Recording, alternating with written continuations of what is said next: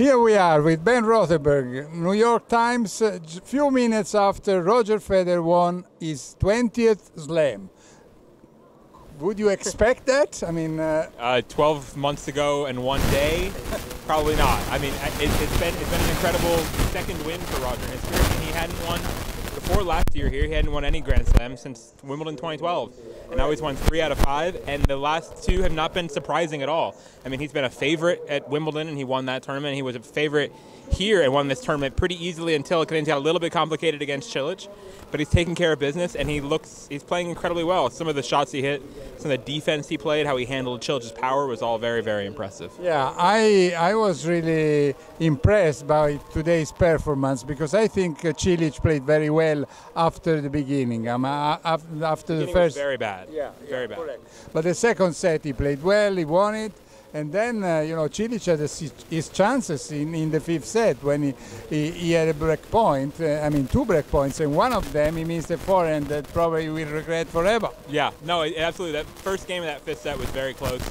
Second game, the third game of the set was also pretty competitive, and after that, Federer just rolled. I was surprised at how quickly it finished in the end because the last part of the 5th set was competitive. It was weird. It felt like he was pretty far behind.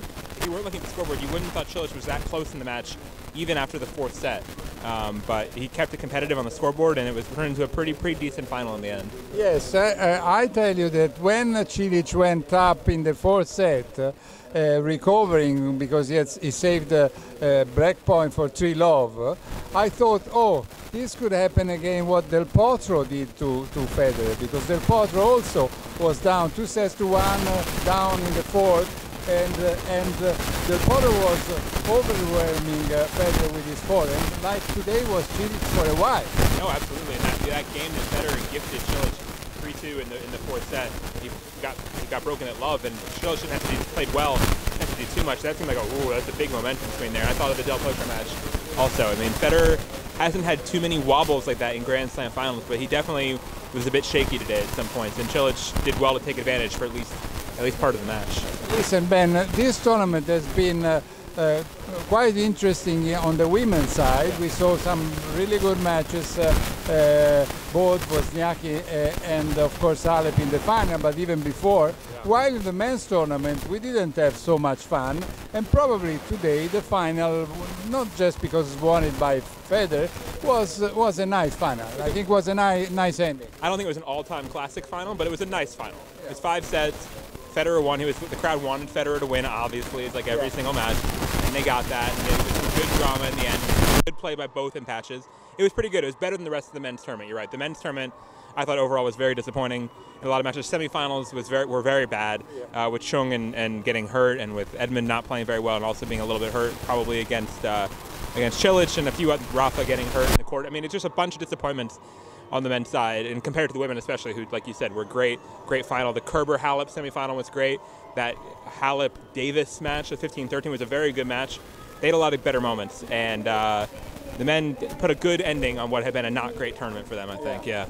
Anyway, this tournament anyway is historical because, I mean, to win 20 slams is really something unbelievable. If you think that when Federer was close to pass Sampras, we thought it was already a miracle. And then it goes on and on and on. He's 36 years and a half, and he's the favorite, and he gets to the final without losing a set.